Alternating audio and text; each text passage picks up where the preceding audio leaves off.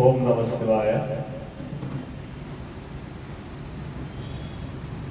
నగర సంకీర్తన బృందం వారి ఆధ్వర్యమున ఈ యొక్క కార్తీక మాస శుభవేళలలో ప్రతిరోజు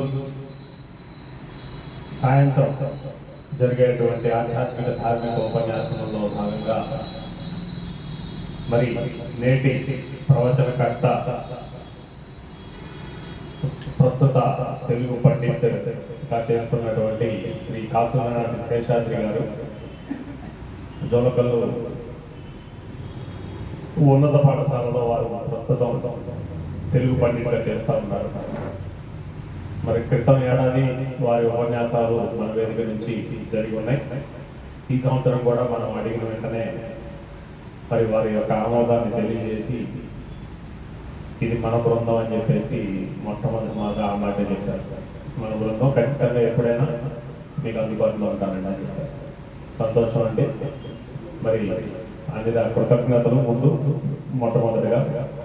ఇంకా టైం అంటే టైం అయినటువంటి మన ప్రాథమికతను పాటిస్తూ అందరం ఒకసారి మన యొక్క కరతాల ధ్వనులతో వారిని మన యొక్క వేదికపై ఆసీనులై ఈనాటి యొక్క ఉపన్యాసాన్ని అంశాన్ని మనం యొక్క ముందు ఉంచవలసిందిగా కోరుతున్నాం. ఓం నమ శివాయ. శ్రీ ఆదిశంకరాచార్య విరచితమైనటువంటి సౌందర్య లహరి ఈరోజు రేపు 2 రోజులు ఉంటుంది మాస్టర్ గారికి. మరి చక్కగా అందరూ కూడా నిశ్శబ్దంగా ఉండి ఆ యొక్క విషయాన్ని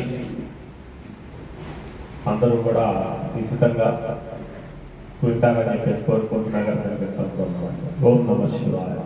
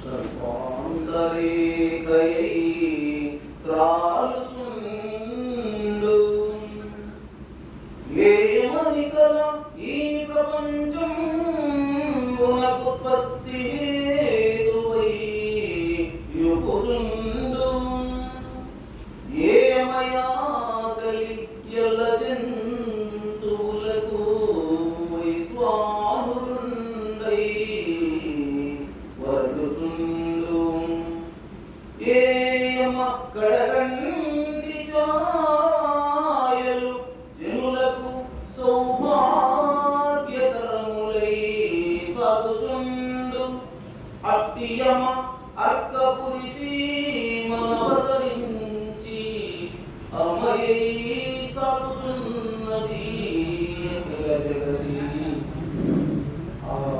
పాదాజ్యములకును పాయముగా భక్తితో సమర్పించు పుష్పాంజలులను భక్తితో సమర్పించు పుష్పాంజలులను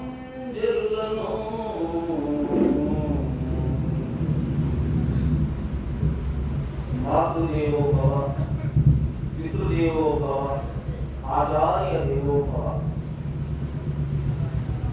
నగర సంకీర్తన బృందం వారు ఏర్పాటు చేసిన ఈ సాయం సమయంలోని ఆధ్యాత్మిక ప్రసంగాలు నన్ను ఆహ్వానించినందుకు ముందుగా వారి కృతజ్ఞతాంజలులను సమర్పించుకుంటూ చేస్తున్నటువంటి కార్యక్రమం మరి మహానీయులు కీర్తిశేషులు శ్రీ నటరాజు గారి ఆధ్వర్యంలో వారి సత్సంకల్పంతో వారి మార్గదర్శనంలో మొట్టమొదటిగా ఈ నగర సంకీర్తన చేయడం అనేటువంటి ఒక విశిష్ట కార్యక్రమం. ఇది బహుశా ఏ పట్టణంలో కూడా ఇంత నిర్విఘ్నంగా ఇంత క్రమశిక్షణాయుతంగా జట్టుగా ఐకమత్యంతో నిర్వహింపబడుతుందో లేదో తెలియదు, కానీ ఇక్కడ జరగడం మాత్రం ఇది అద్భుతమైనటువంటి కార్యక్రమం. ఎందుకంటే యుగాల యొక్క నియమానుసారం కలియుగంలో నామానికి మించింది లేదు. నామం అన్నిటికంటే మిన్న. యజ్ఞాలు, జపతపాలు, హోమాలు వీటన్నిటికంటే కలియుగంలో మొదటి స్థానం నామానికి. అలాంటి నామాన్ని ఒక రోజు 2 రోజులు కాకుండా ఒక నెల రోజుల పాటు మరి ఖచ్చితమైన సమయానికి నగరంలో కొంత భాగం తిరిగి వారు పునీతులు అవడమే కాకుండా వారు తిరుగుతూ ఉన్నటువంటి ఆ ప్రాంతం మొత్తాన్ని కూడా పునీతులను చేస్తూ ఉన్న ఈ సత్సంకల్పానికి వీరి యొక్క సదాశయానికి అందరూ కూడా తప్పనిసరిగా అభినందించవలసింది. వారు చేస్తున్నటువంటి కార్యక్రమాన్ని ప్రోత్సహించవలసింది. వారికి మరొకసారి నగర సంకీర్తన బృందం వారికి కృతజ్ఞతాపూర్వకమైన అభినందనలు, నమస్సులు తెలియజేస్తూ ఇంతటి గొప్ప కార్యక్రమంలో నాకు కూడా అవకాశం రావడం జగజ్జనని విశ్వజనని అమ్మ యొక్క కరుణా కటాక్ష వీక్షణాలు నా మీద ప్రసరించడమే భావిస్తూ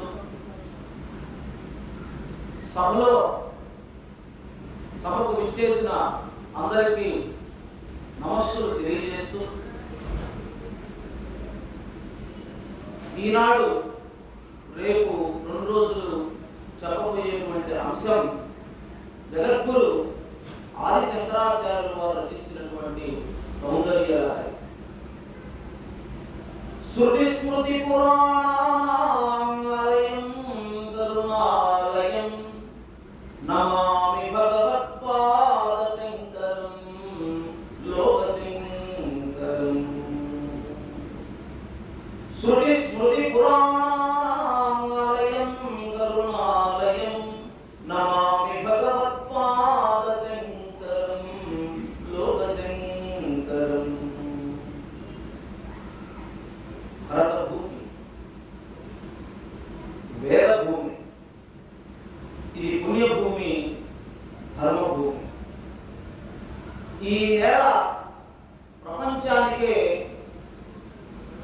జ్ఞానాన్ని, ఆధ్యాత్మికతను, దైవభావనను అందించింది అని చెప్పి ఋషులు, పండితులే కాకుండా విదేశాల్లో మరి మేధావులుగా భావించబడినటువంటి నోబెల్ బహుమతులు పొందినటువంటి వాళ్ళలో భారతదేశం ప్రపంచానికి తల్లి లాంటిదని వారు కీర్తించడం జరిగింది.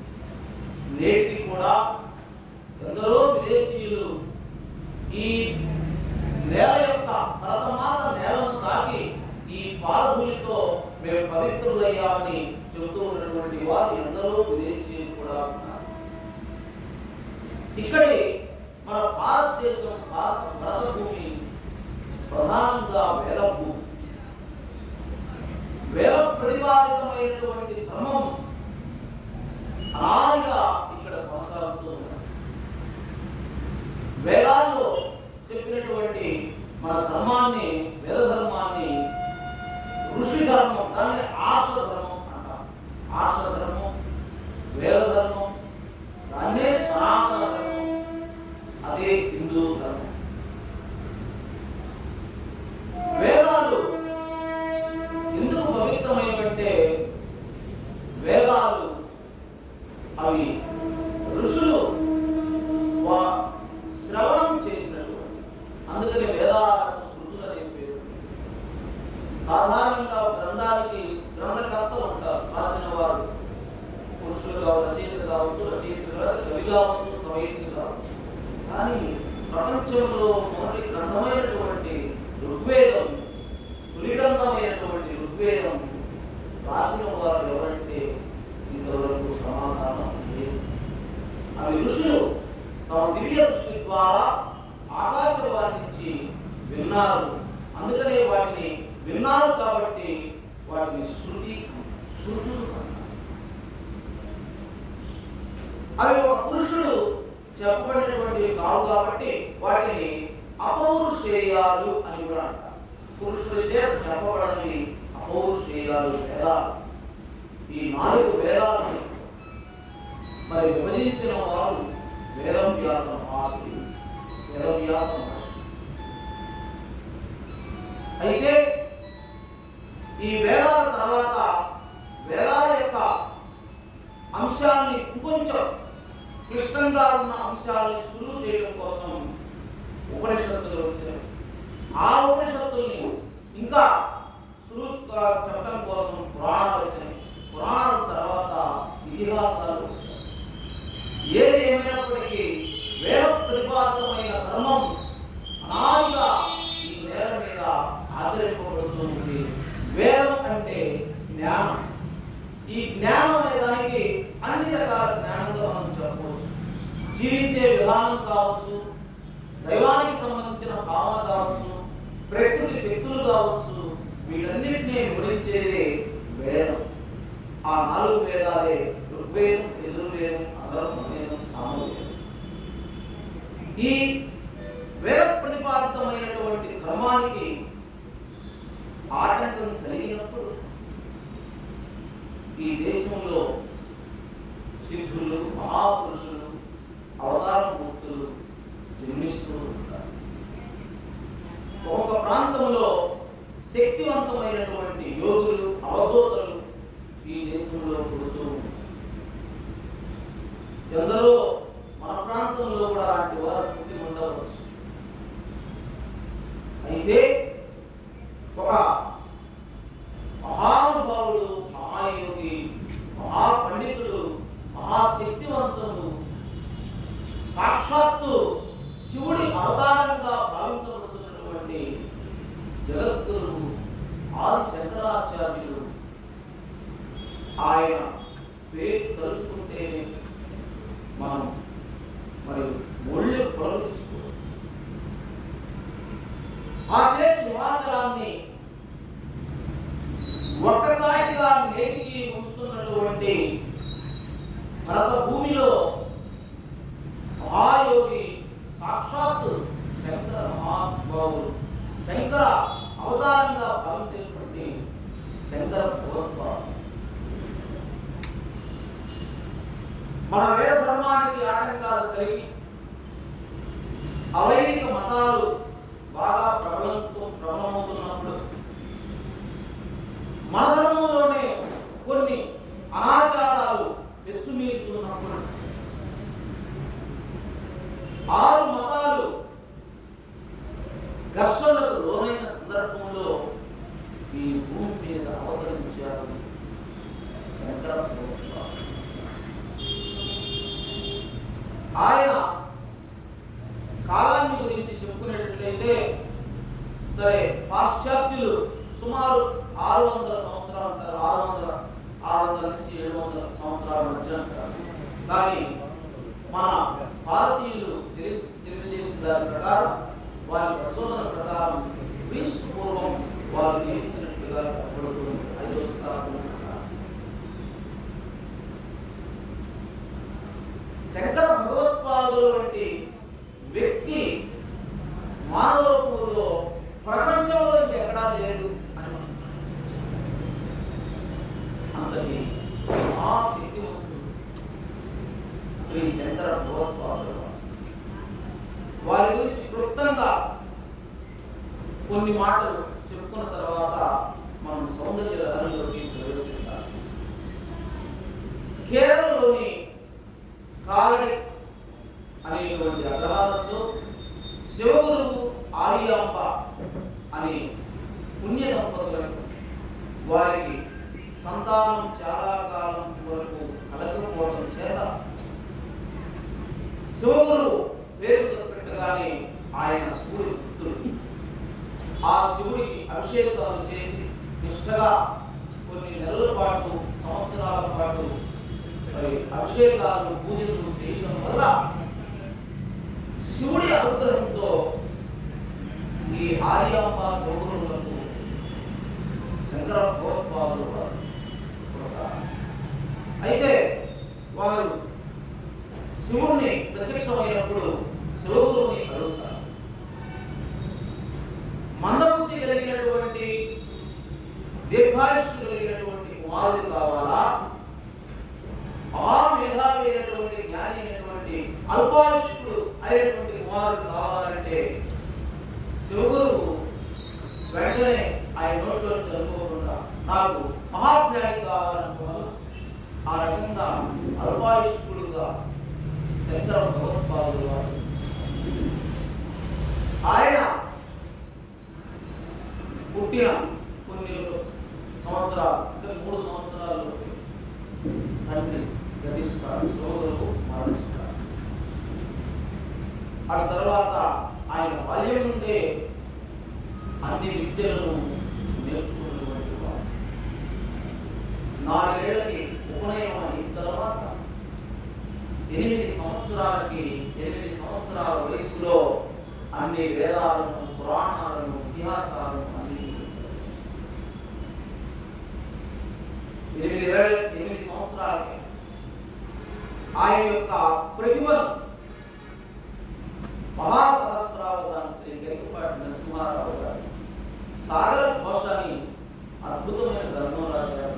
అందులో శంకరాచార్యుల గురించి సుమారు 40-50 పద్యాలను వివరిస్తారు. 4 రెళ్ళు దాటకయే 4 వేదములను పఠించి, 4 రెళ్ళు దాటకయే 4 వేదములను పఠించి, 3 నాలుగులందు శాస్త్రములు, 4 నాలుగులందు భాష్యములు, మూల రహస్యములు తెలిసి, 32 జ్ఞాని కాలటి బాలయోగి కలకాలము నిలిచి మహానుభావుడై. 4 రెళ్ళు దాటకయే, 4 రెళ్ళు 8 ఏళ్ల వయసు దాటక ముందే 4 వేదాలను పఠించారు. 3 నాలుగులందు శాస్త్రములు, 12 సంవత్సరాలకి 12 సంవత్సరాలకి అన్ని శాస్త్రాలను అభ్యసించారు. మనకు ఎక్కడ ప్రపంచ చరిత్రలో ఎక్కడ ఇంతటి జ్ఞానం మనకు కనిపించదు. మీరు ఎక్కడైనా సరే మనం పరిశీలించవచ్చు, ఏ దేశంలో అయినా, ఈ దేశంలో అయినా సరే. 4 నాలుగులందు భాష్యములు, మూల రహస్యములు తెలిసి, 4 16 సంవత్సరాలు. ఆయన పుట్టినప్పుడు జ్యోతిష్కులు వచ్చి పండితులు, ఈయన అల్పాయుష్కుడు 16 సంవత్సరాలు మాత్రమే జీవిస్తాడు. అయితే 16 సంవత్సరాలకు ముందు సప్తర్షులు ఈ సాక్షాత్తు శంకరుడు అవతారమని భావించి ఆర్యామ్మ దగ్గర వచ్చి వాళ్ళు అనుగ్రహిస్తారు. అమ్మా, ఈ శంకరులు 16 సంవత్సరాలు మాత్రమే జీవిస్తారు, కానీ ఆయన పుణ్యఫలం వల్ల ఇంకొక 16 అంటే 32 సంవత్సరాలు 32 సంవత్సరాలు జీవించినటువంటి జ్ఞాని ఈ కాలటి బాలయోగి కలకాలం నుంచి మహానుభావుడు. ఆ కాలడిలో పుట్టినటువంటి ఆ శంకర భగవత్పాదులు మహానుభావుడి జ్ఞానయోగుగా. ఇక శంకర భగవత్పాదులు సుమారు కొన్ని 1500-1600 సంవత్సరాల ముందు మన మానవులుగా అవతరించి జీవితం సాధించారని అనుకుంటే ఆయన రచించినటువంటి గ్రంథాలు ఇవాళ దేశమంతా ప్రతి దేవాలయంలో ప్రతి చోట మారుమోగుతూ శంకరుడి యొక్క స్తోత్రం లేనటువంటి ప్రదేశం లేదు ఈ భారతదేశంలో. ఆసేతు హిమాచల పర్యంతం కాశ్మీరం నుండి కన్యాకుమారి వరకు శంకరుని స్తోత్రములు వినబడినటువంటి ప్రదేశం. ఒక రకంగా భారతదేశం అంతటిని ఐకమత్యంతో వస్తూ ఉంటుంది శంకరుడి యొక్క సాహిత్యం అని మనం చెప్పుకోవచ్చు. ఎంతటి ఆ కొద్ది సంవత్సరాల జీవిత కాలంలోని జగద్గురు 153 గ్రంథాలు. ఆ కొద్ది కాలంలోనే కొద్ది జీవితంలోనే 153 గ్రంథాలు రచించారు. మళ్ళీ అందున స్థాయి భేదాలతో మహాపండితోత్తములకు ఆయన భాష్యములను రచించారు. మహాపండితోత్తములకు 24 భాష్య గ్రంథాలు. అంటే భాష్యము అంటే మనం మంత్రాలు, వేద మంత్రాలు అందరికీ సులువుగా అర్థం కాదు. వాటికి వివరణ, వాటికి అన్ని ఒక్కొక్క మంత్రాన్ని ఏ విధంగా పలకవచ్చు, ఏ విధంగా దాని అర్థాన్ని విస్తృతంగా వివరించడమే భాష్యం. అలాంటి భాష్యాలు ముఖ్యంగా ప్రస్థానత్రయం అంటారు. ప్రస్థానత్రయం అంటే వేదవ్యాసుడు రచించిన బ్రహ్మసూత్రములు, ఉపనిషత్తులు 108 ఉపనిషత్తులు, వాటిని వేదాంతం అంటారు. వేదాంతం అంటే వేదాల చివర చెప్పబడినటువంటి వేదాంతం. అంటే వేదాల్లో ఉన్నవే కొంచెం సులువుగా అందరికి అర్థమయ్యే రీతిలో మరి వేదాంతం ఉపనిషత్తులు చెప్పబడి ఉపనిషత్తులకు భాష్యం రాదు. ఇంకొకటి ముఖ్యమైనటువంటి భగవద్గీతకు భాష్యం రాశారు. వీటినే ప్రస్థానత్రయం. ఇలాంటి భాష్యాలు 24 రాశారు. వీటిలో ఉన్నటువంటిది కాస్త ఇంకొంచెం మధ్యములు, మీరే ఉత్తములు. ఉత్తములు అంటే వారు పండితులు, శాస్త్ర పాండిత్యం కలిగినటువంటి వారు. వాళ్ళకి అన్ని గ్రంథాలు రాస్తే కొంచెం చదువుకునేటువంటి వాళ్ళకి, కొద్దిగా భాషల పట్ల భాషలో ప్రవేశం ఉన్నటువంటి వాళ్ళకి ప్రకరణాలను రచించారు. అవి సుమారు 54 ప్రకరణాలు. వాటిల్లో ప్రముఖమైన వివేక చూడామణి, అపరోక్షానుభూతి, ఇలాంటివి 54 గ్రంథాలు రచించారు. ఇక మిగతాదంతా 72-73 స్తోత్ర గ్రంథాలు రచించారు. ఆ స్తోత్ర గ్రంథాల్లో ప్రముఖమైనదే సౌందర్య లహరి, శివానంద లహరి, గణేశ పంచరత్నం, ఇట్లాంటివి లక్ష్మీ నృసింహ కరావలంబ స్తోత్రం, కనకధారాస్తవం, అన్నపూర్ణాష్టకం, ఇవన్నీ స్తోత్ర రత్నాలు. ఇవి సామాన్యులకు కూడా వీరుల విందు చేసేటువంటివి, విన్నంత మాత్రాన్నే జన్మ ధన్యం చేసేటువంటివి. ఇవి స్తోత్ర రత్నాలు. ఈ విధంగా 32 ఏళ్ల వయసులోనే 153 గ్రంథాలను రచించినటువంటి శక్తివంతుడు మన జగద్గురు శంకర భగవత్పాదులు. అలాంటి శంకర భగవత్పాదుల వారి స్తోత్ర రత్నాలలో ప్రముఖమైనది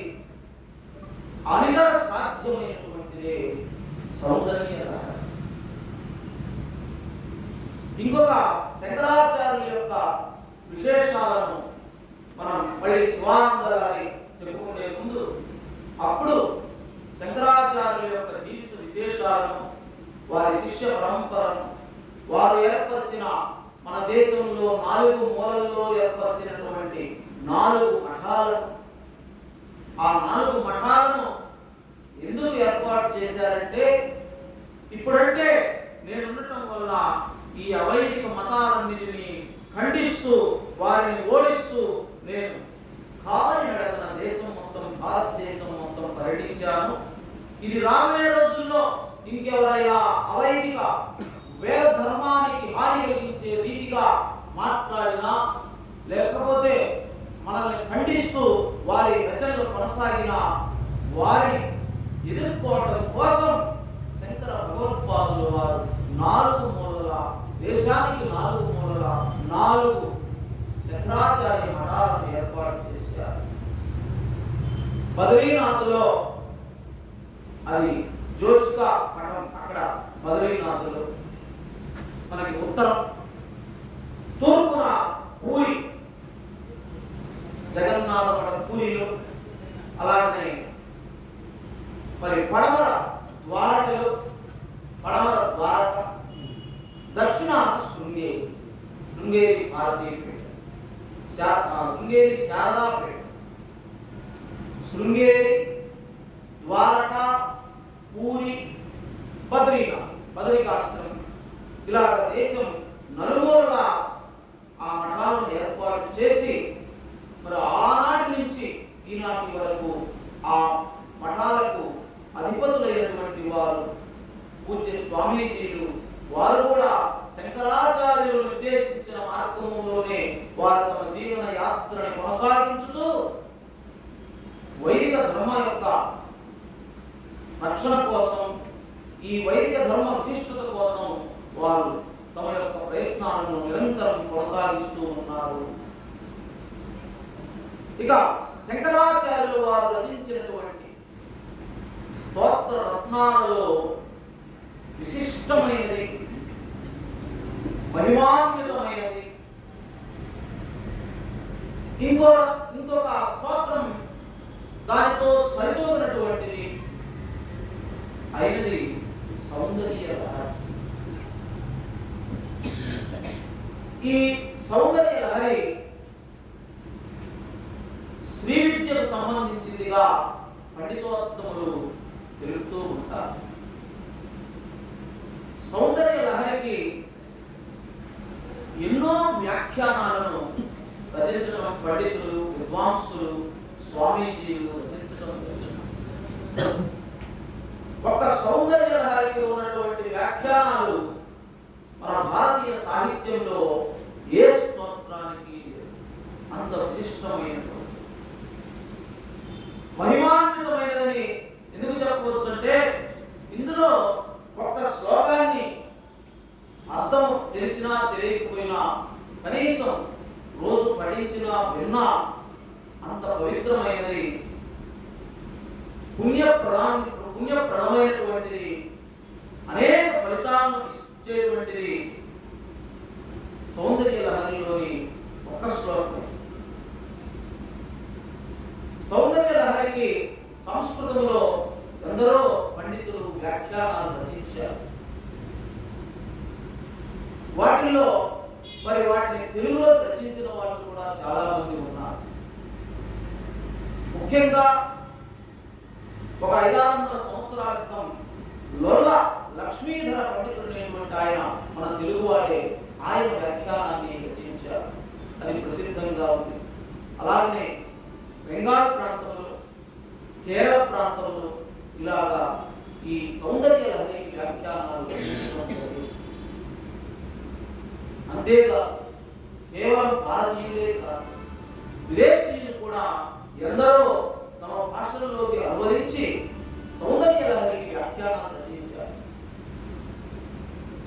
1850-90 మధ్య ప్రాంతంలో జాన్ వుడ్రాఫ్ అనేటువంటి పండితుడు, ఆంగ్లంలో పండితుడు, ఆయన సుమారు 50 శ్లోకాలకి ఆయన వ్యాఖ్యానం చేయడం. అలాగే మన ఆంధ్ర ప్రాంతంలో కడప జిల్లా కలెక్టర్ గా పనిచేసినటువంటి చార్లెస్ అనేటువంటి ఆయన కూడా ఆయన వ్యాఖ్యానం రాశారు, కానీ అది ఇప్పుడు అలభ్యంగా ఉన్నది.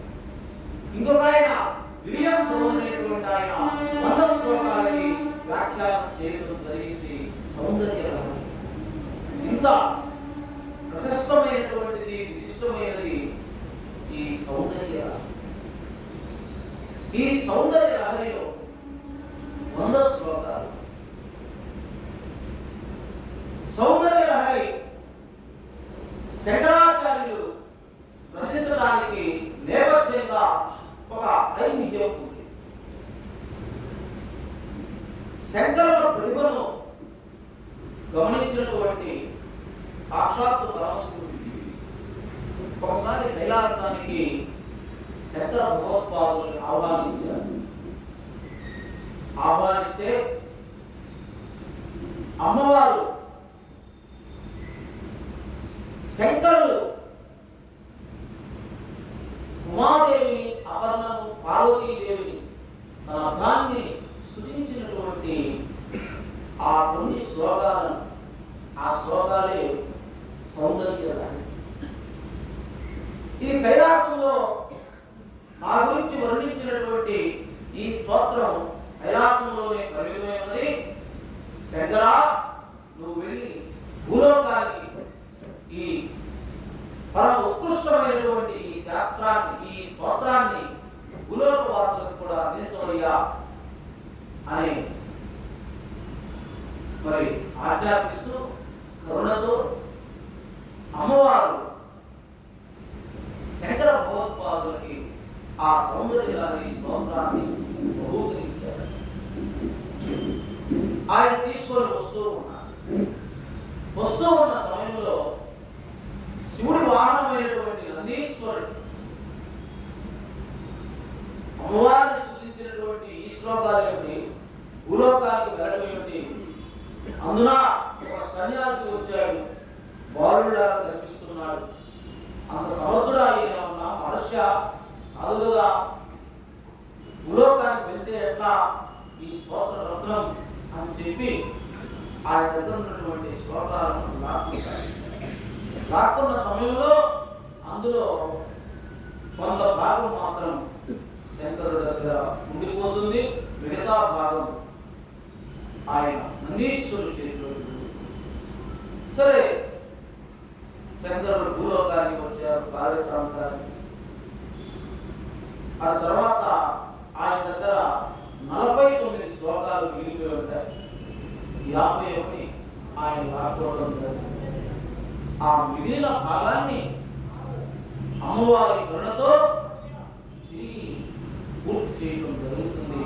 దానికే సౌందర్య లహరి అని నామాన్ని ఉంచడం జరిగింది శంకర భగవత్పాదుల వారు.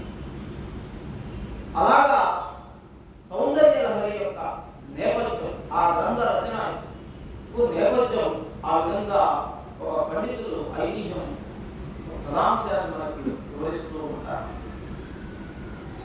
అయితే సౌందర్య లహరి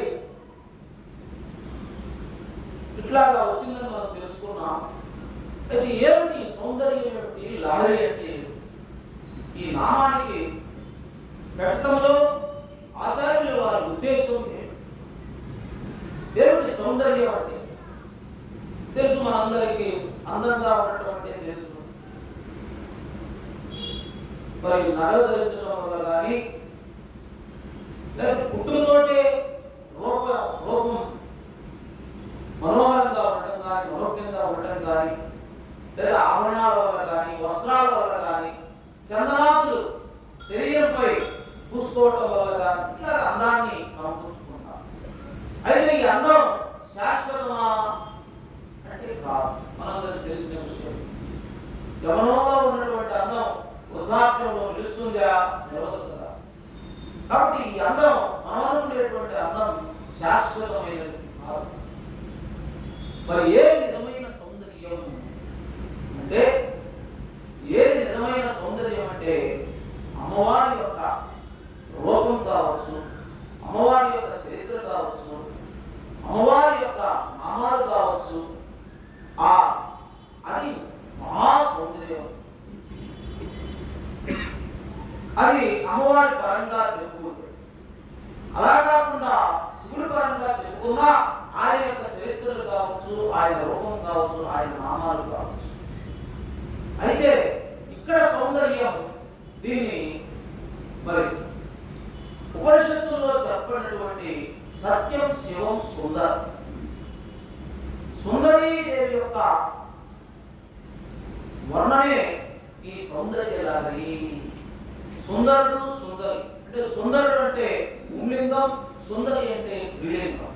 ఈ రెండింటికి అభేదమైన, ఈ రెండింటికి భిన్నమైనటువంటి ఒక చిచ్చక్తి స్వరూపమే ఈ సౌందర్య లహరి. మహాతిశయ సౌందర్యం అంటే భగవంతుడికి సంబంధించిన ఆనందాన్ని, బ్రహ్మానందాన్ని వర్ణించినటువంటిదే సౌందర్యం.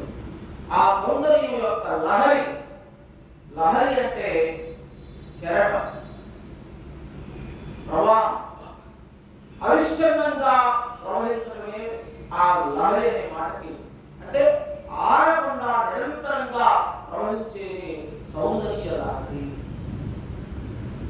ఆ సౌందర్యం ఎలాంటిది అంటే మనం ఒక రూపాన్ని చూసినప్పుడు సాష్టాంగ నమస్కారం చేయాలి అనేటువంటి భావన కలిగించేటువంటి అద్భుతమైన, మాటల్లో వర్ణించలేని, ఊహకు అందనటువంటి అనితర సాధ్యమైనటువంటిది అది బ్రహ్మానందం.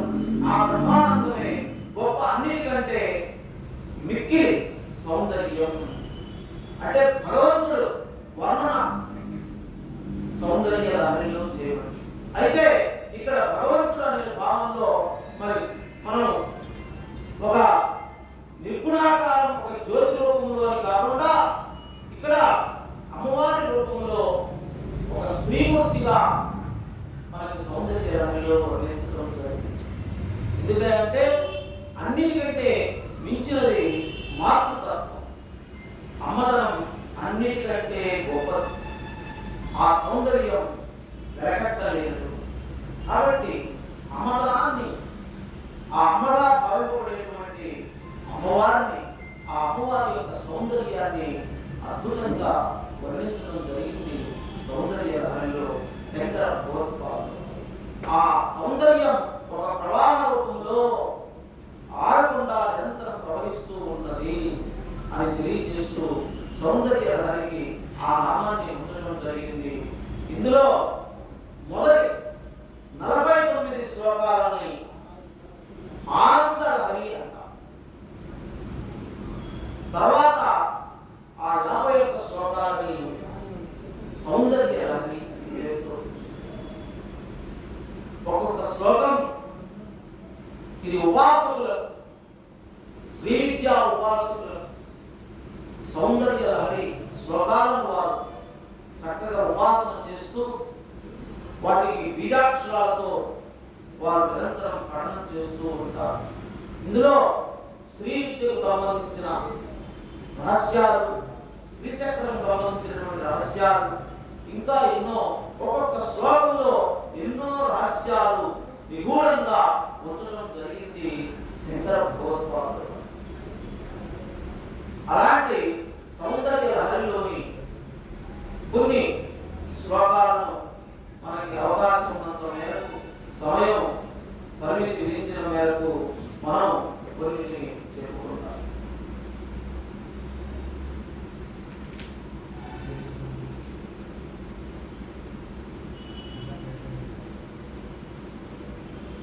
ఈ సౌందర్య లహరిలో ఒక్కొక్క శ్లోకానికి ఒక్కొక్క ఫలితం ఉంటుందని, అలాగనే ఒక్కొక్క శ్లోకానికి ఒక యంత్రం ఉంటుందని మనకి వ్యాఖ్యాతలు తెలియజేస్తూ ఉన్నారు. ఒక్కొక్క శ్లోకంలో ఒక్కొక్క బీజాక్షరాన్ని నిక్షిప్తం చేయడం జరిగింది. అయితే ఈ బీజాక్షరాలు, యంత్రాలు గురువు ద్వారా తెలుసుకోవాల్సిందే కానీ మనం వాటిని ప్రయత్నం, అభ్యాసం ఉన్నట్టుగా చేయకూడదు.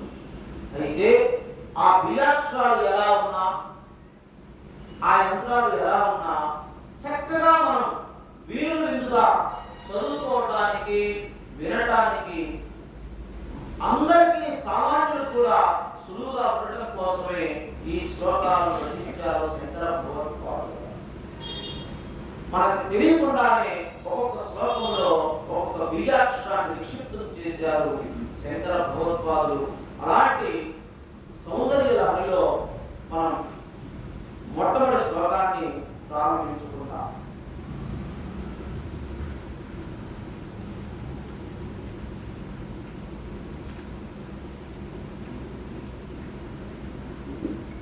సర్వతంత్ర స్వతంత్రాయ సదాత్మాద్వైత వేదినే శ్రీమతే శంకరార్యాయ వేదాంత గురవే నమః.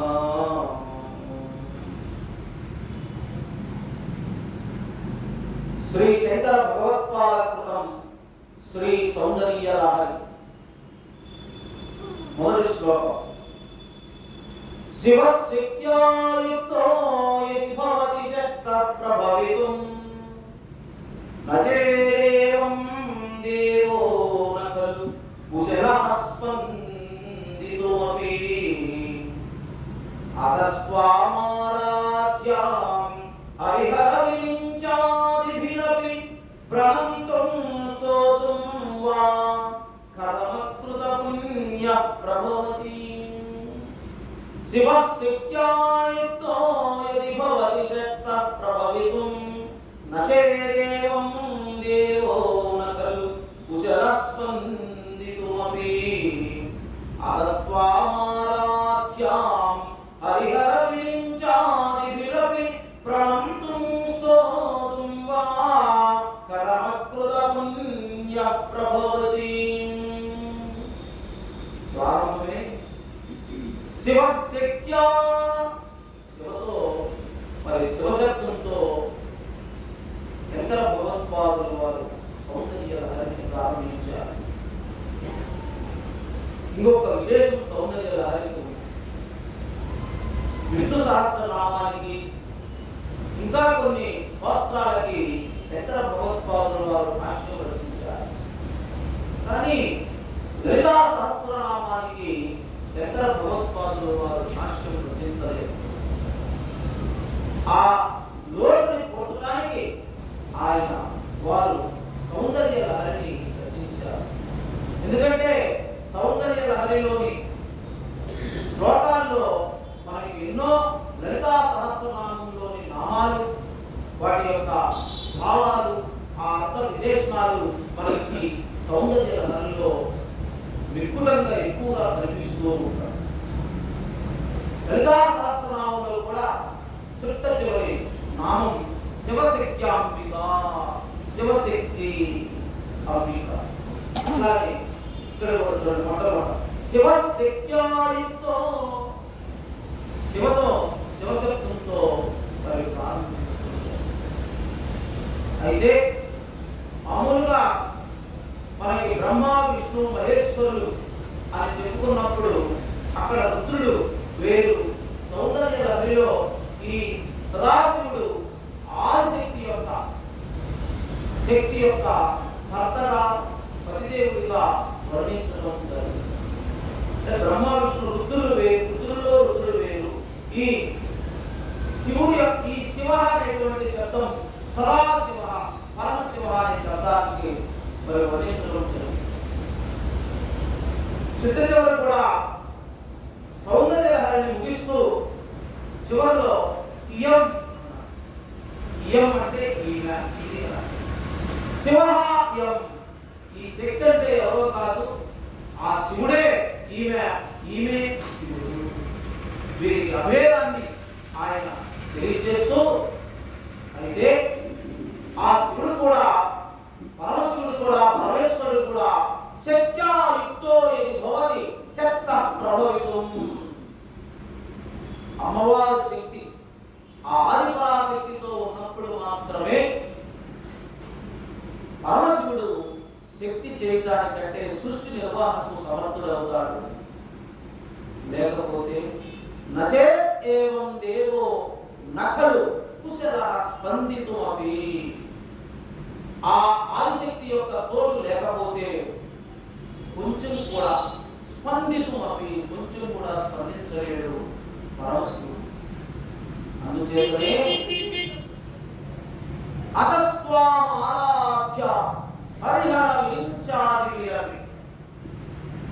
నిన్ను ఆరాధిస్తుండే ఓ అమ్మా, నిన్ను ఆరాధిస్తుండేటువంటి హరి శ్రీ మహావిష్ణువు, హరుడు శ్రీ రుద్రుడు, విరించాది విరవి, విరించి అంటే బ్రహ్మ మొదలైనటువంటి వాళ్ళు, ఇంకా కొంతమంది ఇంద్రుడు, యముడు, కుబేరుడు మొదలైనటువంటి వాళ్ళందరూ, మన్మధుడు, ఇలాంటి వాళ్ళందరూ కూడా నిన్ను ఆరాధిస్తూ ఉన్నారు. అయితే నిన్ను ఆరాధన చేయాలంటే, అంటే వీళ్ళందరి చేత కూడా నువ్వు పూజించబడుతున్నావు, ఆరాధింపబడుతున్నావు. నీకు నమస్కారం చేయాలంటే కథం అకృత పుణ్య ప్రభవతి ప్రణంతుం స్తోత్రం వా. ఏమాత్రం పుణ్యం చేయని వాడు అనర్హుడమ్మా, అర్హత ఉండదు. నిన్ను పూజించాలన్నా వారందరిచే పూజింపబడుతున్నటువంటి పైన చెప్పినటువంటి హరిహర విరించాదికులతో మొదలైన వాళ్ళతో, హరిహర బ్రహ్మలతో, అలాగనే దిక్పాలకులతో వీరందరి చేత పూజింపబడుతున్నావు. ఏమాత్రం పుణ్యం చేయనటువంటి వాళ్ళు, నాలాంటి వాళ్ళు అర్హులు కాదమ్మా. ఏ అమ్మ యొక్క కరుణా కటాక్షాలను, మరి ఆమె దయను పొందిన వాడు మాత్రమే నిన్ను స్తుతించడానికి కారణం అవుతారు. అంతేగాని నీ దయ లేకపోతే నీ గుణవైభవాన్ని పొందడానికి సమర్థుడు కాలేదు. అంటే శివుడు కూడా అమ్మవారితో కలిసి ఉన్నప్పుడు మాత్రమే సృష్టిని నిర్వహించేటువంటి సమర్థత కలిగి ఉంటారు. శివుడు అమ్మవారు లేకపోతే, శక్తి లేకపోతే ఏమీ చేయలేడు. ఆ శక్తి అందరినీ నడిపిస్తుంది అని సర్వ సమర్థతను, అమ్మవారి యొక్క సర్వశక్తిమత్వాన్ని ఇందులో మొట్టమొదటి శ్లోకంలో వివరించడం జరిగింది శంకర భగవత్పాదుల వారు. శివశక్త్యాయుక్తో యది భవతి శక్త ప్రభవితుం నచేదేవం దేవో నఖలు కుశలః స్పందితుమపి. అతస్త్వామారాధ్యాం హరిహర విరించాది విరవి ప్రణంతుం స్తోతుం వా కథమకృత పుణ్య ప్రభవతి. తరువాత శ్లోకంలో అమ్మవారి పాదధూళి ఎంత శక్తివంతమైందో వర్ణిస్తూ ఉన్నారు అపూర్వంగా. తనీయాంశం పాంశం తవ చరణ పంకేరు అభవం విరించి సంచిన్వం విరచియతి లోకాన వికలం. వహత్యేనం సౌరిః కథమపి సహస్రేణ శిరసాం అరహ సంశుత్యైనం భజతి భసితోద్ధూలన విధిం. మొదటి శ్లోకములో లోకములోని బ్రహ్మ త్రిమూర్తులే కాకుండా అష్టదిక్పాలకులు, అలాగనే మరి మన్మధుడు మొదలైన వారందరి చేత కీర్తింపబడుతుంది. ఆదిశక్తి అని తెలియజేస్తూ ఆ ఆదిశక్తి యొక్క సహకారం లేనిదే శివుడు కూడా సృష్టి చేయలేడు. అలాగే రెండవ శ్లోకంలో ఆ పరమేశ్వరి యొక్క పాదధూళి ఎంత పవిత్రమైనదో, ఎంత శక్తివంతమైనదో. తనీయాంశం పాంశం, పాంశం అంటే వేణు, ఆ ధూళి మట్టి కణం, అందులో చిన్న అమ్మవారి పాదధూళిలోని చిన్న రేణును తీసుకొని విరించి సంచిన్వన్ విరచయతి లోకాన వికలం. బ్రహ్మ లోకాలను సృష్టిస్తున్నాడు. అమ్మవారి పాదధూళిలోని ఒక కణాన్ని తీసుకొని, ఇక వహత్యేనం సౌరి కథమపి సహస్రేణ శిరసాం, ఆ ధూళిని శౌరి అంటే మహావిష్ణు, సూరసేనుడి యొక్క మనుమడు కాబట్టి ఆయనకు శౌరి అనేటువంటి పేరు. ఆయన సహస్రేణ శిరస, 1000 శిరస్సులతో దీన్ని మోస్తూ ఉన్నాడు, లోకాలని మోస్తూ ఉన్నాడు. హరహ సంక్షుప్త్యైనం భజతి వసితోద్ధూలన విధిం. ఇక హరుడు రుద్రుడు ఏం చేస్తున్నాడంటే శివుడు ఆ సృష్టిని సంక్షుప్త్యైనం లయం చేసి ప్రళయకాలంలో నాశనం చేసి వసితోద్ధూలన విధిం ఆ రేణును తీసుకొని ఒక ముద్దగా చేసి విభూతిగా శరీరానికి అమ్మవారి పాదధూళిలో ఉన్న ఒక రేణువును తీసుకొని బ్రహ్మ సృష్టి చేస్తే, అదే ఇంకో రేణువును తీసుకొని మరి విష్ణువు ఆ సకల సృష్టిని మోస్తూ ఉన్నాడు, భరిస్తూ నడుపుతూ ఉన్నాడు, స్థితిని కాపాడుతూ ఉన్నాడు. ఇక రుద్రుడు శివుడు ఆయన ఆ ధూళిని ఒక ముద్దగా చేసి విభూతి చేసుకొని పూసుకొని లయం ఈ సృష్టి మొత్తాన్ని లయం చేస్తూ ఉన్నాడు. ఈ ముగ్గురు కూడా అమ్మవారి పాదధూళిలో ఉన్నటువంటి కణాలను మాత్రం సేకరించి ఈ సృష్టి స్థితి లయాలు చేయగలుగుతున్నారు. వీరందరికీ ఆరాధ్యమైనటువంటిది అమ్మవారి. ఆ పరమేశ్వరి కరుణా కటాక్షాలు లేకపోతే సృష్టి కూడా కొనసాగదు అని అమ్మ శక్తిని తెలియజేస్తూ. ఇక 3వ శ్లోకం పరమాద్భుతమైనది. మనకి పండితులు కావచ్చు, ఆధ్యాత్మిక వేత్తలు కావచ్చు, స్వామీజీలు కావచ్చు, మీరందరూ మనిషి జీవితంలో ఉన్నతులు కావడం కోసం, సుసంతోషాలతో జీవించడం కోసం కొన్ని సాధనాలు, కొన్ని ఉపాయాలని అందించడం జరిగింది. అలాంటిది మరి సౌందర్యలహరి స్తోత్రం. అయితే మరి 100 శ్లోకాలు చదవాలంటే చాలా కష్టం కదా, సమయం మనకి కుదురుతుందో కుదరదో, ఇంకొక మారు దీన్ని పలకటం చేదవుతుందో చేదరాదో, ఇలాంటి భావనతో ఉంటే ఇన్నే చదవాల్సిన పని లేదు. సౌందర్యలహరిలో ఒక్క శ్లోకం చాలు. ఈ సౌందర్యలహరి యొక్క సారాంశం మొత్తం ఒక్క శ్లోకంలోనే ఉందని సామాన్యులు చెప్పినటువంటి మాట కాదు. మహానుభావులు, మహాయోగులు, మాస్టర్ ఈకే ఎగిరాల కృష్ణమాచార్య లాంటి వారు ఏం చేశారంటే అన్నీ చదవలేదని ఒక 3 శ్లోకాలని ఎంపిక చేశారు. అందున ఒక్క శ్లోకం సరిపోతుందని ఎంపిక చేసిన శ్లోకం ఈ 3వ శ్లోకం. ఆ 3 శ్లోకాల్లో ఒకటి మన మొట్టమొదటి శ్లోకం శివశక్త్యాదితో ఎదుగోది. ఇది 3వది. ఇది పరమాద్భుతమైనటువంటి శ్లోకం.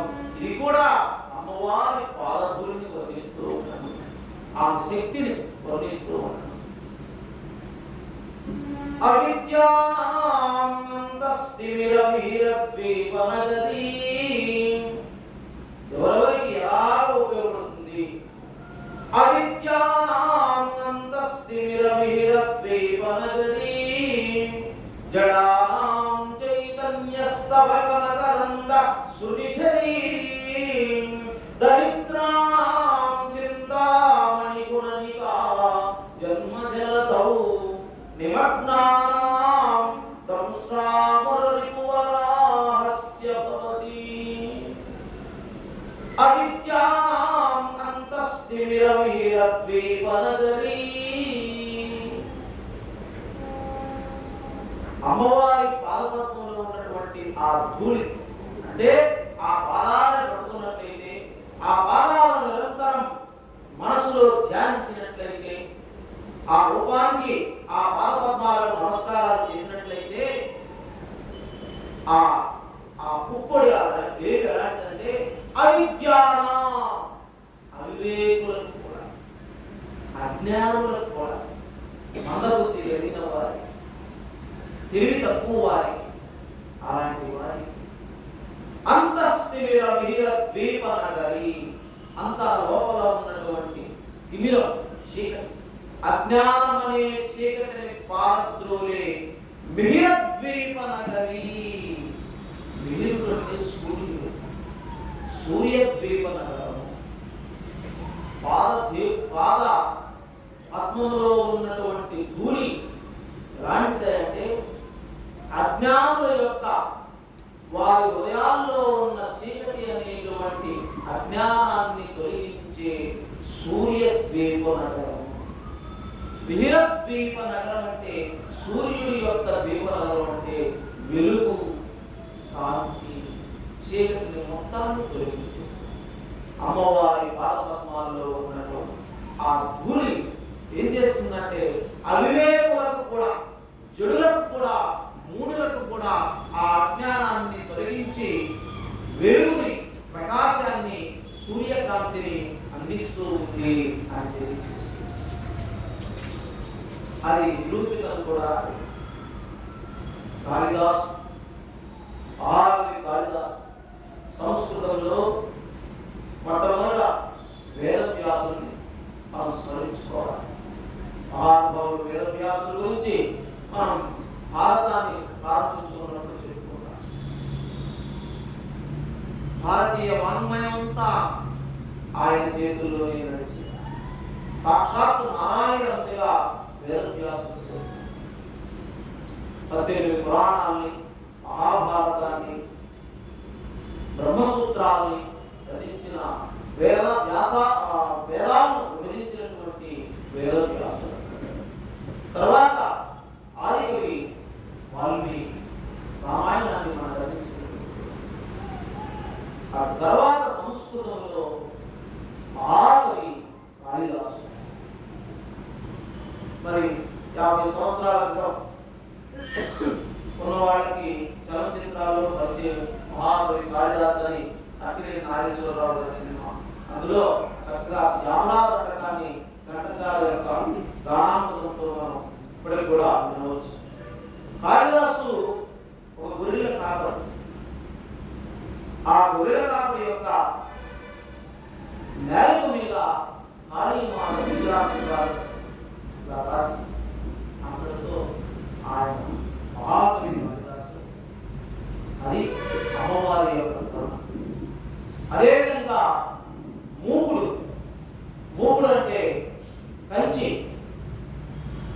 కామాక్షి అమ్మవారి ఆలయంలో ఒకప్పుడు మూకుడు అంటే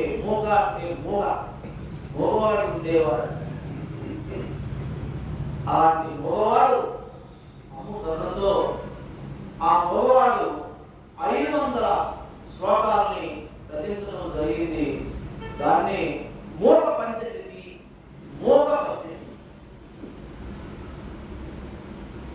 అలాగే రామకృష్ణ పరమహంస కాళీమాతను వాసించేవాడు. ఆయన నిద్రాహారాలు మాని ఆ గుడిలోనే తలుపులు వేసుకొని ఉండేవాడు. అమ్మ దర్శనం కోసం నిరంతరం తరించేటువంటి వాడు, పిచ్చివాడిలాగా ప్రవర్తించేవాడు. అందరూ ఆయన్ని పిచ్చివాడిగా భావించారు. అందరూ ఆయన వివాహం చేయడానికి ప్రయత్నిస్తే, వివాహం చేస్తే మాట్లాడే ఉద్దేశంతో శారదాదేవితో వివాహం జరుగుతుంది. సరే, రామకృష్ణ పరమహంస ఆ శారదాదేవిని భార్యగా కాకుండా ఆమె పాదాల మీద పడి శారదామాతగా పూజించడం, ఆమె కూడా వారి యొక్క మనసుకు నచ్చిన విధంగా అలాగే జీవితాన్ని కొనసాగించింది. రామకృష్ణ పరమహంస తర్వాత రామకృష్ణ మరి మఠాన్ని కోల్కతాలో నిర్వహించి ఎందరో శిష్యులకు ఆమె మాతగా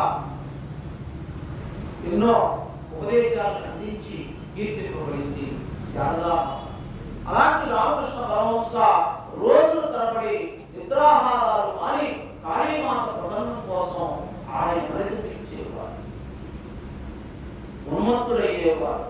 లోకం ఆయన పిచ్చివాడిగా భావించి, అయితే వారు తర్వాత చెప్పుకోవడం జరిగింది, అమ్మ నాకు అన్ని రూపాల్లో సందర్శనం ఇచ్చింది. ఎన్ని రూపాలుగా మనం దేవీ దేవతలు ఉన్నారో అన్ని రూపాల్లో నాకు అమ్మ సందర్శనం ఇచ్చింది అని ఇటీవల కాలంలో అంటే సుమారు 150 సంవత్సరాల క్రితం మరి రామకృష్ణ పరమహంస ఇలా ఎందరో అజ్ఞానులు ఉన్నటువంటి వాళ్ళు, వివేకం లేనటువంటి వాళ్ళని కూడా వారికి కూడా అమ్మవారు వివిధ ద్వీపం అన్నది అమ్మవారి కరుణ ఉంటే ఆ అజ్ఞానం అనే చీకటి తొలగిపోయి జ్ఞానం అనే వెలుగు ప్రసరిస్తుంది.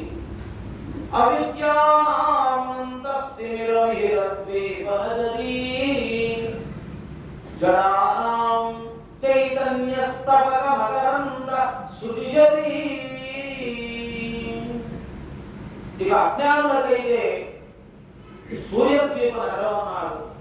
కొంచెం తెలివి తక్కువ, కొద్ది తెలివి మాత్రం మందబుద్ధులు, జడులు అంటే మందబుద్ధులు, వారికి చైతన్య స్తవక మకరంద సురిజరీ, చైతన్య ప్రవాహం పూల బుద్ధిలో ఉన్నటువంటి మకరందం లాంటిది, మకరంద ప్రవాహం. ఇది మకరందం అంటే తేనెలు, తేనెల యొక్క ప్రవాహం లాంటిది. జడులకు మందబుద్ధులకు చైతన్య ప్రవాహం, అవివేకులకు అజ్ఞానులకు సూర్యకాంతి వెలుగు. దరిద్రాం చింతామణి గుణనికా జన్మజలధౌ. దరిద్రులకు అన్ని రకాల దరిద్రులు పోవచ్చు, మరి ధనపరంగా కావచ్చు, లేదా భావానికి తక్కువ స్థాయిలో ఉండవచ్చు, ఇలా శక్తి లేకపోవడం కావచ్చు, బలీలు కావచ్చు, ఇలా అన్ని రకాలైనటువంటి వారికి అమ్మవారి పాదధూళి చింతామణి గుణనిక జన్మ జలదు. చింతామణి గుణనిక, చింతామణి, చింతామణి అనేటువంటి ఒక మణి, అది కోరిన కోరికలను తీర్చేటువంటి మణి. అలాంటి దరిద్రులకు శంకర భగవత్పాదులు కాలంలో ఉన్నప్పుడు ఆయన అప్పటికి ఇంకా సన్యాస ఆశ్రమం స్వీకరించలేదు. ఒక పేద బ్రాహ్మణురాలు ఇంటికి వెళ్ళటం, అక్కడ ఆమె ఇంట్లో ఏమీ లేక ఒక ఉసిరికాయ ఇవ్వటం, ఆ ఉసిరికాయను తీసుకున్నటువంటి శంకరులు దివ్య దృష్టితో ఆమె దుస్థితిని, ఆమె దరిద్రాన్ని, పేదరికాన్ని గ్రహించిన వాడే లక్ష్మీదేవి స్తుతి చేస్తారు. ఆ సందర్భంలో ఆయన నోటి నుంచి వెలువడినటువంటి స్తవమే, స్తవం అంటే స్తుతి, స్తోత్రం, కనకధారాస్తవం, బంగారు ఉసిరికాయలు వర్షించినటువంటి ప్రదేశం ఇప్పటికీ ఉందని చెబుతూ ఉంటారు. అలాంటి దరిద్రులకు కూడా చింతామణి లాంటిది అమ్మవారి యొక్క పాదధూళి. దరిద్రాం చింతామణి గుణనిక జన్మ జలధౌ నిమగ్నానాం ధనుష్ఠా మురరిపు వరాహస్య భవతి.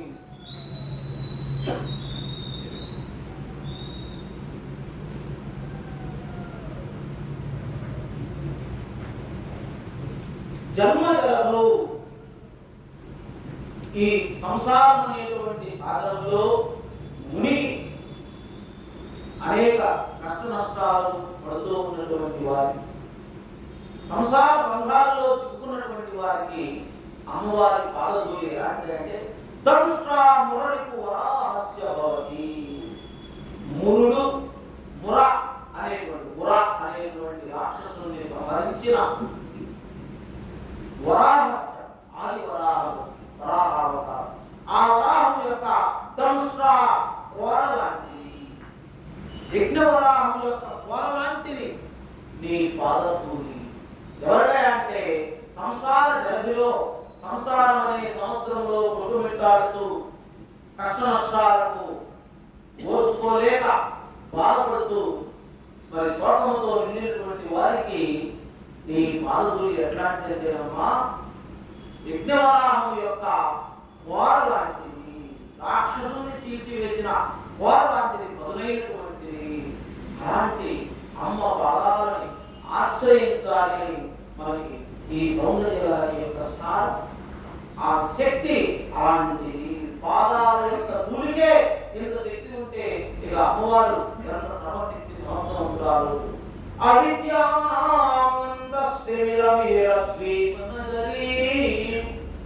జనానాం చైతన్యస్తవక మకరంద సురిజరీ దరిద్రాణాం చింతామణి గుణనికా జన్మ జలధో నిమగ్నానాం దంష్ట్రా మురళి భువనాహస్య భవతి.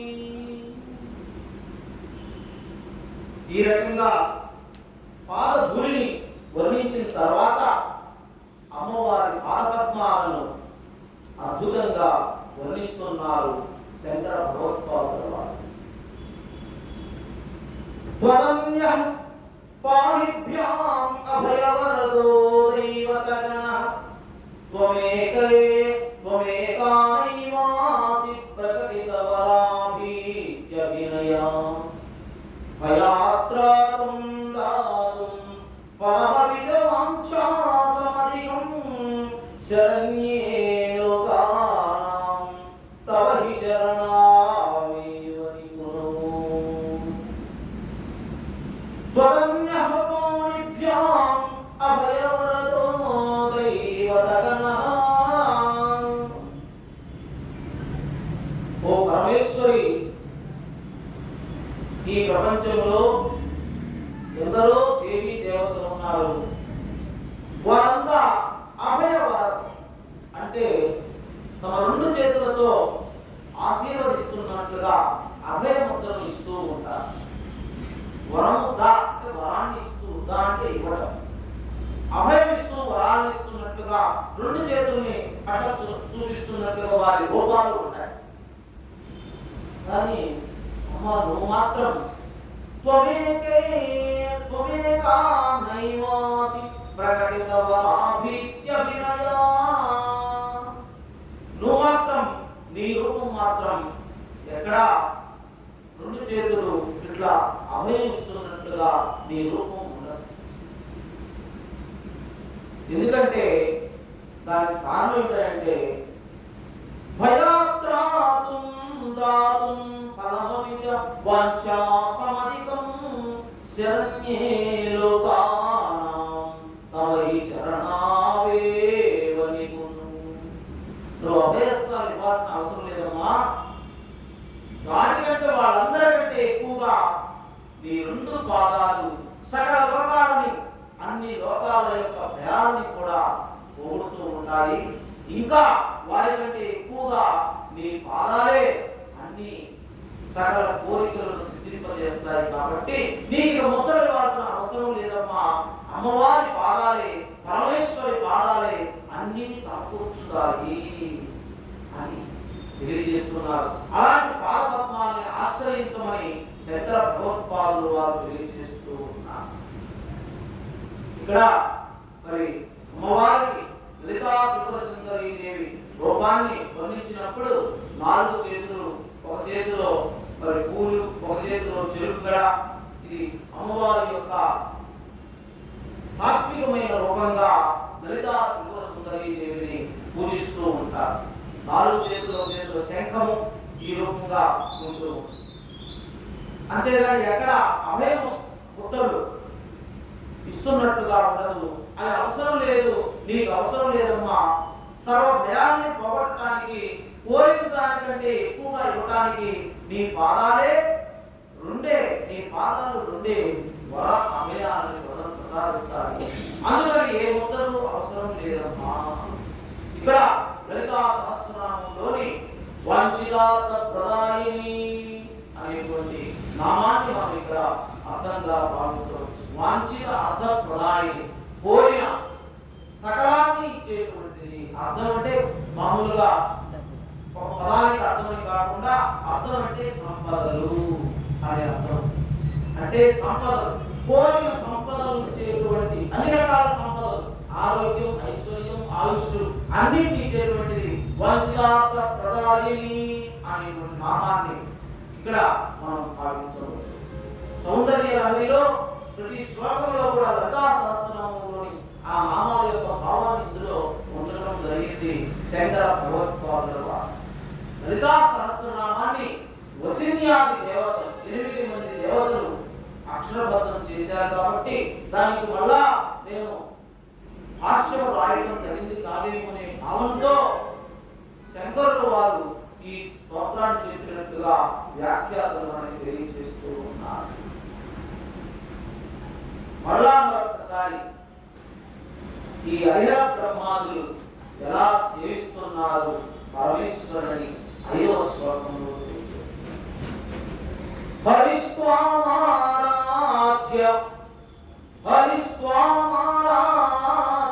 ప్రణదజన సౌభాగ్యజననీం పురారీ భూత్వా పురవిభుమవిక్షోభమయత్ స్మరోమి త్వాం నత్వారినయనలేహ్యేన వపుషా మునీనామప్యంతః ప్రభవతి మోహాయ మహతాం.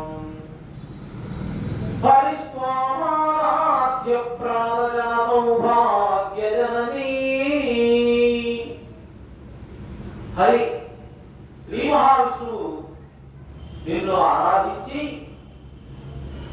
పూర్వం పురాణారీ భూత్వా పురవిభుమవిక్షోభమనయత్. నిన్ను ఆరాధించి శ్రీ మహావిష్ణువు స్త్రీ రూపాన్ని పొందాడు.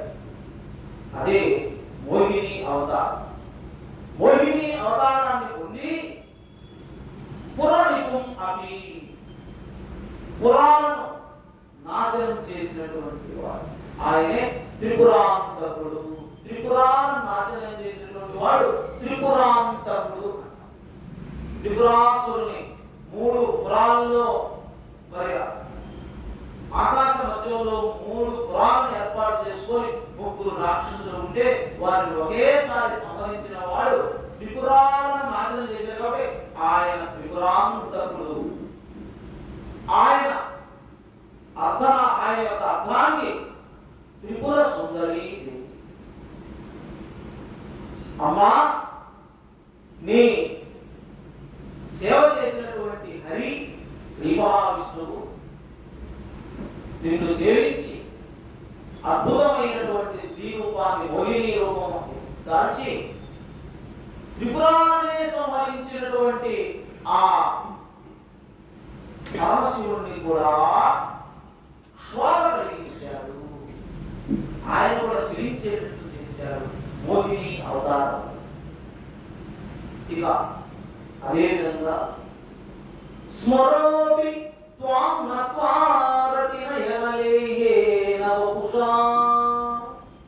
ఇక స్మరుడు అంటే మన్మధుడు, శృంగార దేవత. ఆయన భార్య రతీదేవి. ఆ మన్మధుడు కూడా రతినయనలేహేన. వాస్తవానికి మన్మధుడికి రూపం లేదు, ఏ అవయవం లేదు, వాడు అనంతుడు అంటాం మన్మధుడు. అలాంటి మన్మధుడు కూడా రతినయనలేహేన ఆయన వరం పొందుతాడు. కనీసం ఆ భార్య కనిపించేటువంటి రూపాన్ని ఇవ్వమని అమ్మవారిని ప్రార్థిస్తే కేవలం రతీదేవికి మాత్రమే కనిపించేటువంటి ఒక రూపాన్ని పొందుతాడు. ఆ రకంగా నిన్ను పొగిడి, నిన్ను నతి అంటే పొగడ్తా, స్తుతి, నిన్ను స్తుతించి రతి నయనలేహేన అంటే రతీదేవి కళ్ళకు ఆనందాన్ని కలిగించేటువంటి ఉష శరీరాన్ని పొందాడు మన్మధుడు. శరీరం లేని మన్మధుడు నిన్ను ఆరాధించి అందమైన శరీరాన్ని పొందాడు.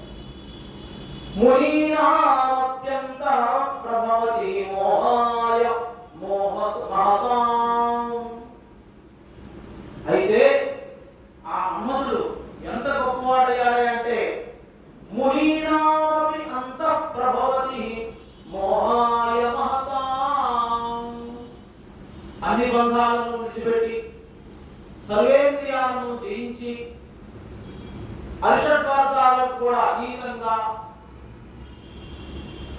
మరి వనాల్లో తపస్సు చేసుకుంటూ దేనికి చెల్లించక, ఎండకి వానకి చలికి చెల్లించకుండా నిశ్చలంగా ఉన్నటువంటి ఋషుల్ని కూడా మన్మధుడు వారి అంతః ప్రభవతి మోహాయ వారి లోపలకు ప్రవేశించి వారికి మోహం కలిగించేటట్టు చేస్తున్నాడు.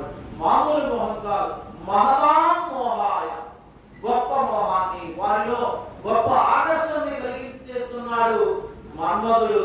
దానికి కారణం నువ్వేనమ్మా. నిన్ను కొనడం వల్ల, నిన్ను స్తుతించడం వల్ల మన్మధుడు రూపాన్ని పొందడమే కాకుండా మహర్షుల యొక్క హృదయాల్లో కూడా ప్రవేశించి వారికి మోహం కలిగిస్తున్నాడు. ఆ శక్తి నీ వల్లనే కలిగిందమ్మా మన్మధుడికి. అదేవిధంగా శ్రీ మహావిష్ణువు మోహిని రూపం దాల్చి త్రిపురాసుర సంహారం చేసినటువంటి శివుడికే ఆయన క్షోభ కలిగించాడమ్మా. ఇదంతా నీ యొక్క శక్తి, నీ అనుగ్రహం, నీ కరుణ అంటూ ఉన్నాను. ఇంకొక గొప్ప విశేషాన్ని మన్మధుడి గురించి తెలియజేస్తూ ఉన్నాను. 6వ శ్లోకంలో అమ్మవారి యొక్క పరమేశ్వరి యొక్క ఆ త్రిపుర సుందరీ దేవి యొక్క ఆ లలితాంబకు యొక్క దయ ఎలాంటిదయ్యా అంటే తను పుష్పం మౌర్వీ మధుకరమయీ పంచవిశిఖాః వసంతః సామంతో మలయ మరుదాయో ధనరథః తదాప్యేకః సర్వం హిమగిరిసుతే తామపి కృపాం అపాంగాతే లబ్ధ్వా జగదిదం అనంగో విద్యతే. తను పుష్పం అమ్మా హిమగిరిసుతే అని సంబోధిస్తూ ఉన్నాడు. కొన్నిసార్లు మరి హిమగిరిసుతే అని, ఉమాని, అపర్ణ అని ఇట్లాగా ఈ సౌందర్య లహరిలో సంబోధిస్తూ అమ్మవారిని ఈ శ్లోకంలో హిమగిరిసుతే, హిమవంతుడి యొక్క కుమార్తె. హిమవంతుడు మనకి గ్రంథాలలో, భారతీయ గ్రంథాలలో, పురాణ ఇతిహాసాల్లో కంటికి కనిపించే రూపాలు కాకుండా అవి పురుష స్త్రీ రూపాలను ధరించి ఉన్నట్లుగా, దాల్చినట్లుగా మన గ్రంథాల్లో వర్ణింపబడింది. ఆ విషయం మనందరికీ తెలిసినటువంటిది. హిమవంతుడు కంటికి కనిపించే పర్వతం కాదు, ఆయన హిమవంతుడు అనేటువంటి రాజు. ఆయన భార్య మేనాదేవి, వారికి కలిగిన సంతానమే పార్వతి. పర్వతరాజు కుమార్తె కాబట్టి పార్వతి, హిమవంతుడు కుమార్తె కాబట్టి ఆమె హైమ. హైమ అంటే అర్థం. హిమవంతుడికి పుట్టింది కాబట్టి ఆమె హిమజ, హిమజ అన్న. అలానే నగం అంటే పర్వతం, పర్వతం యొక్క కుమార్తె కాబట్టి ఆమె నగజ అని కూడా అంటాం. అద్రి కుమార్తె కాబట్టి ఆమె అద్రిజ అంటాం. ఇన్ని పేర్లు అమ్మవారికి ఆ హిమవంతుడి వల్ల కలిగినటువంటి. ఇక్కడ హిమగిరి సుతే, ఓ హిమగిరి పుత్రిక, ఇందాక చెప్పుకున్న అనంత స్మరహ అనంత, మన్మధుడు అవయవాలు లేనివాడు. కానీ ఆయన యొక్క మరి అవయవాలు లేనప్పటికీ ఆ మన్మధుడికి కొన్ని ఆయుధాలు ఉన్నాయి. ఆ ఆయుధాలని మనుషుల మీద ప్రయోగిస్తూ ఉంటారు. మానవులు కావచ్చు, ఋషులు కావచ్చు, అందరి మీద, దేవతల మీద, వీరందరి మీద ప్రయోగిస్తూ ఉంటాడు మన్మధుడు. ఆయన ఆయుధాలు ఏమిటి? ధనుర్పుష్పం. ఆయన వీళ్ళ పౌష్పం, పువ్వులతో చేసింది. పువ్వులు ఆయన వీళ్ళు. అంటే మనం ఆలోచించండి, పువ్వులతో ఆయుధం చేసుకుని ఎవరైనా యుద్ధానికి వెళ్తారా? పువ్వులు పుట్టుకోగానే అవి పెరిగిపో. సరే, పువ్వులు అసలు వీళ్ళే అక్కడ పనికి రాదు, యుద్ధానికి పనికి రాదు. సరే, వీళ్ళు తీసేద్దాం. మౌర్వీ మధుకరమయీ, కొన్ని వీళ్ళు అంత సున్నితమైంది అనుకుందాం. పోనీ ఆ వ్యక్తి కట్టిన అన్నితాడు, ఆ తాడేమన్నా బలంగా ఉందా అంటే అదట మధుకరమయ్యి, తుమ్మెదలతో కూడి ఉన్నట్టు.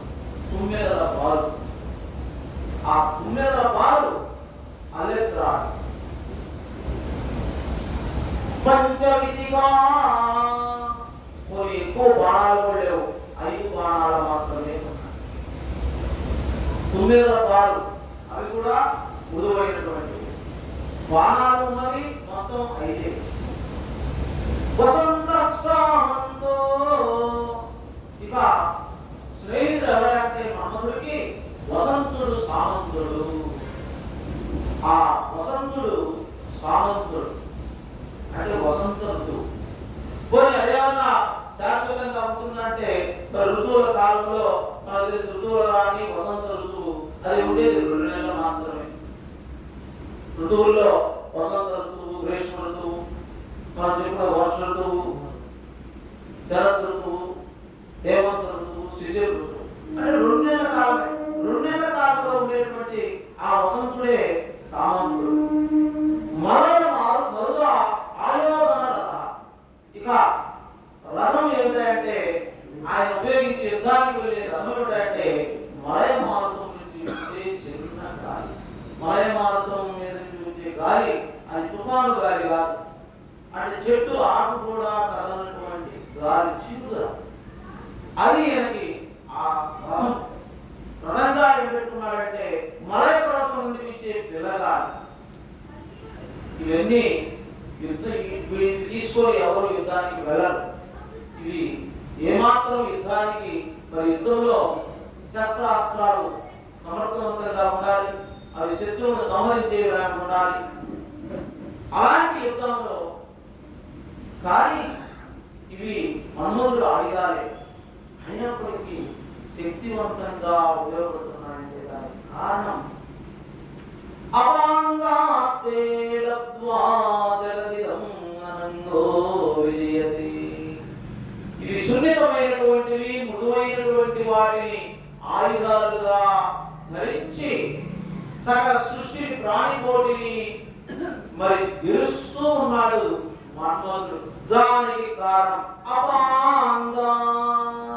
అమ్మా నీ కడగంటి చూపు, నీ కరుణాక్ష వీక్షణాలు మన్మధుడి మీద ప్రసరించడం చేత మన్మధుడు నీ ధ్యానం నిన్ను నది, నీ నమస్కారాలు శుద్ధి చేయడం చేత నీకు ఆ శక్తి సామర్థ్యాలు పెరిగాయమ్మా. అదమ్మ నీ దైవమ్మా.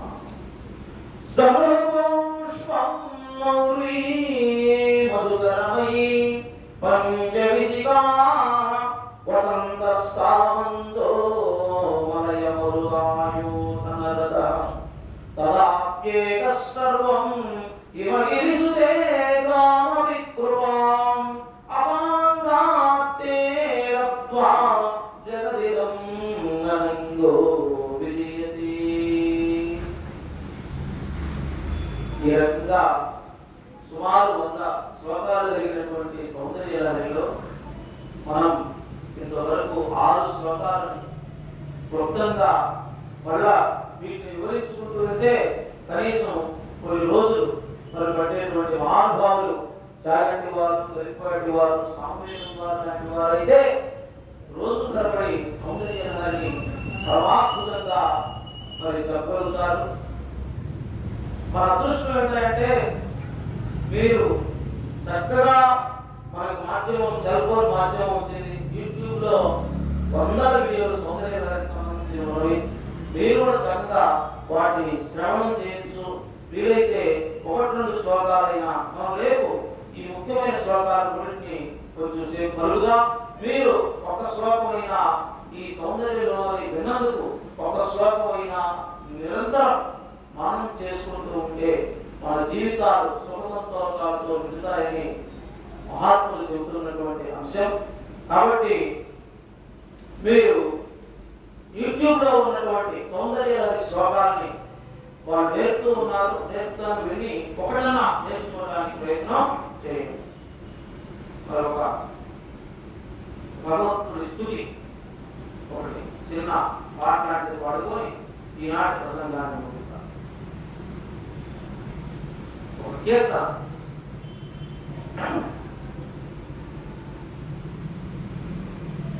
శివుడు ఉండే స్థలము ఏదమ్మా, ఓ పార్వతమ్మ, నీకు మృంకెద చూడచు, నీకు మృంకెద చాడ చూపమ్మా. శివుడు